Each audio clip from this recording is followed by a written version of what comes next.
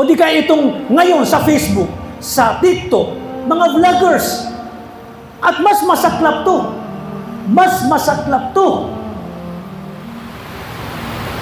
Kaya itong panahon ng social media, kung di tayo mag-iingat, subhanallah, kung di tayo mag-iingat, napakalaking kasalanan na nagagawa ng isang tao na gumagawa ng kasalanan hayagan sa Facebook o sa TikTok. Lalo na itong mga Islamic vloggers, tabya-tabya sa mga vloggers na mabubuti ang kanilang contents. Na ang pinopromote ay mga Islamic contents, Islamic na mga video o na makakabuti sa Islam. Ang tinutukoy natin dito, itong mga vlogger na ang content ay puro paglabag sa Islam, sumasayaw, nagkumakanta, o di kaya mayroong pang kabataan na may asawa na isinasali sa vlogger ang kanyang asawa. Nasaan ang pride, maratabat? Yung asawa mo, mayroong pang nikabi, tabya-tabya sa mga ariyan na mutanakiba, na isinasama sa vlogger. Ang babae ay tinatago.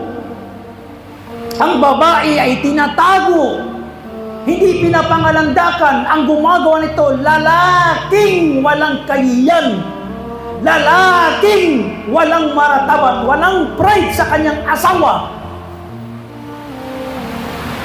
Na hinahayaang ini-imagine ng mga ibang lalaki ang kagandahan ng kanyang asawa. Iyan yung nakakapanood. Sa Facebook ko, i-post mo, nazuzoom. Yung mukha ng asawa mo, nagme-makeup. May mga ilan yung udyok ni Shaitan. Yung mga lalaking masama.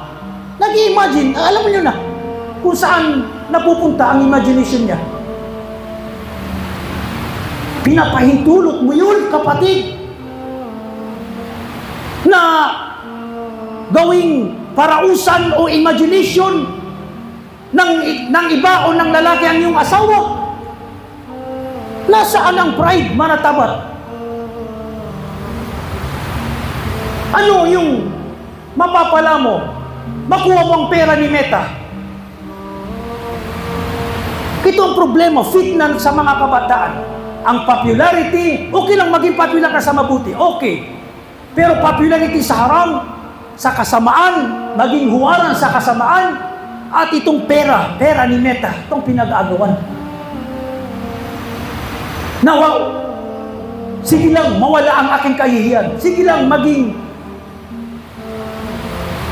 magumawa ng iskandalo o ng mga, subhanallah, kahihiyan sa social media basta makuha ko lang ang pera ni Meta. Hanap buhay. Subhanallah.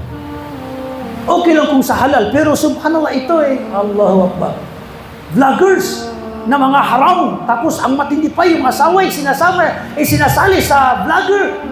Sila mismo, minsan sa igaan, doon sila nagkukulitan, nagaharutan. Tapos binivideo, pinupost sa social media. Subhanallah.